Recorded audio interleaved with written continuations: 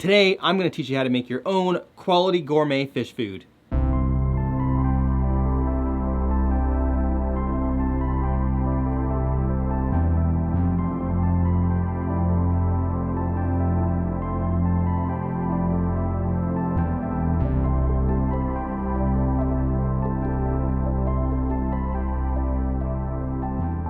Hey fish friends, how's it going? Hope you're doing well. My name is Zenzo from Tazawa Tanks.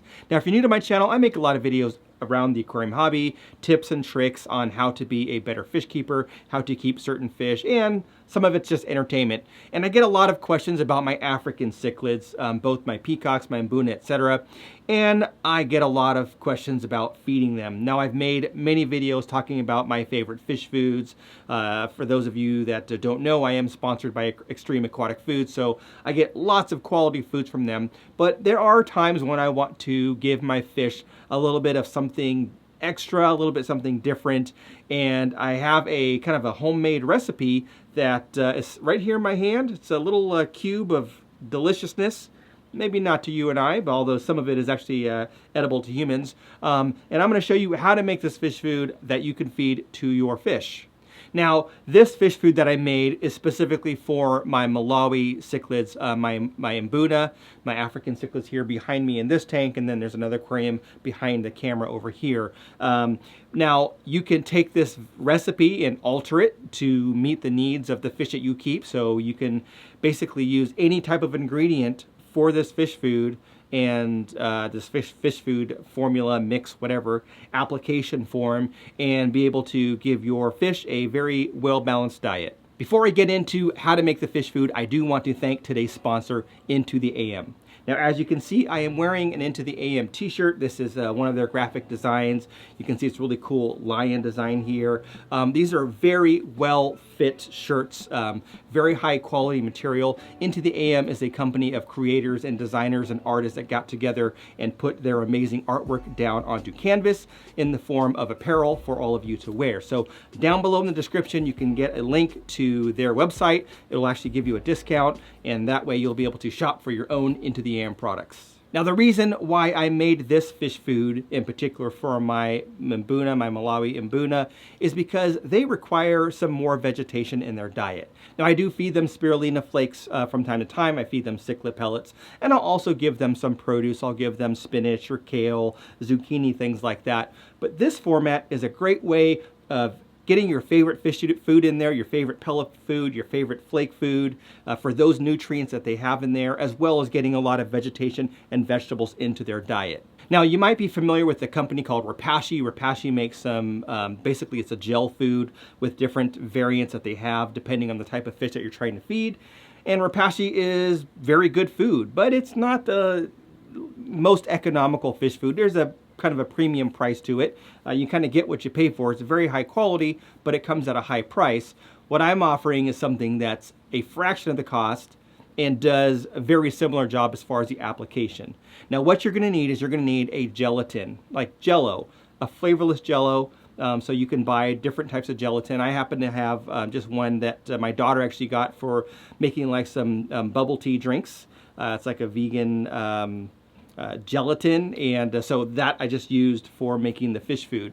And what you want to do is you want to put your ingredients together and then create this gelatin and add it into the mold. Now in my case, I happen to use kale. We had some kale sitting around in the refrigerator. It had been there for 4 or 5 days and was wilting, and we get like that fresh produce box every week that gets delivered to our doorstep. So I decided, nah, let's not eat this kale. It doesn't look the greatest. I'm going to cut it up and feed it to my fish. So what I did is I cut up that kale and I blanched it. And blanching is basically boiling in water for a short amount of time. So you're not cooking the heck out of it. You're just kind of cooking it a little bit, breaking it down so it gets a little bit softer, a little bit broken down. If you boil it too much, it gets kind of mushy, or you could lose some of the nutrients that are in those vegetables. So basically what I do is I blanch it after I cut it up into small pieces, and then I have kind of my foundation layer for my fish food. The next thing that I do is I add my favorite fish food. Now I've added pellets before. I've actually made a video very similar to this in the past where I was using Repashy, but you can use your favorite cichlid pellet. You could use your favorite flake food or any other fish food that you have around that you want to use. I happen to use the Extreme Krill Flake because it is a very high quality flake food that does have the nutrients that I want my fish to have. It does help with the color, but it doesn't have a very high protein count or concentration, so it's perfect for the Mbuna mixed in with the vegetables. So I sprinkle in my flake food, and then I cook up my gelatin. Now, depending on the gelatin that you have, you'll cook it up. There's different ways of cooking gelatin depending on the package that you get and where you get it from. So just follow the directions. Depending on how much you're using, you're probably going to need anywhere from 1 cup to 2 cups of water to the gelatin mix to make the gelatin that you're going to be using.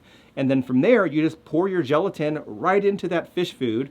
And here you can see kind of that final result here. So you pour that gelatin right into the fish food that you created, the kale, the spinach, you could put zucchini in there. You could do, little bits of shrimp, flake food, pellet food, whatever it is that you want. You could put those things in here and kind of make your own blend.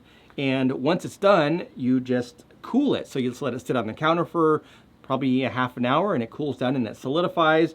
Put it in the refrigerator. I put mine in the refrigerator. Then once it's cooled, depending on the concentration of the gelatin, you'll have kind of this little rubbery cube when you're done. Now, I like to make mine a little bit on the firmer side, so it's almost like rubber. So it just holds together a little bit better. Actually kind of bounces here when I drop it here on the food.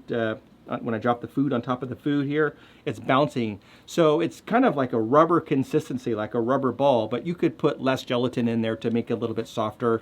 Or you could even make it harder if you wanted it to really, be tough for the fish to pull food off of it. So anyway, then what I do is I just take a knife and I cut it up into little cubes, depending on the fish that I'm feeding, and I'll just drop this little nice compact ball of fish food into an aquarium, and the fish will go right after it. So here I've got kale and my krill flakes with the gelatin. I can drop that in the aquarium. Because it's gelatin, it will sink to the bottom, so you don't have to worry about like bits of like lettuce or kale or spinach floating around on the surface of the tank. This will sink immediately, and they will start picking at it, and they go nuts for it. So it's also nice because it's clean. So if you do feed like a flake food and you don't want it to get sucked up into a filter or have it like broken up into a bunch of small pieces and kind of, floating all over the tank, if you do it like this, it's the same fish food. It's just a little compact cube that drops into the aquarium. No mess, no fuss. Now again, this is a perfect recipe that you can use for fish that need to have that vegetarian or more of a vegetable-based diet. Herbivores as an example, or omnivores that need that vegetation. Mbuna as an example. Tropheus, if you keep tropheus and you're worried about bloat, this might be a good fish food to try. So you would get your favorite flake or pellet and add a bunch of vegetables, make your gelatin, and have your perfect little homemade gourmet cube of fish food. So I hope you like this tip on just a DIY fish food that I think is great. It's fantastic. I've been doing this for a long time. I made a video a long time ago about it, but I used rapashi at that time. I have been using gelatin, and just wanted to share with you a nice DIY way of using your favorite fish food, blending with some vegetables or whatever it is, and feeding it to your fish. You could do cut up shrimp.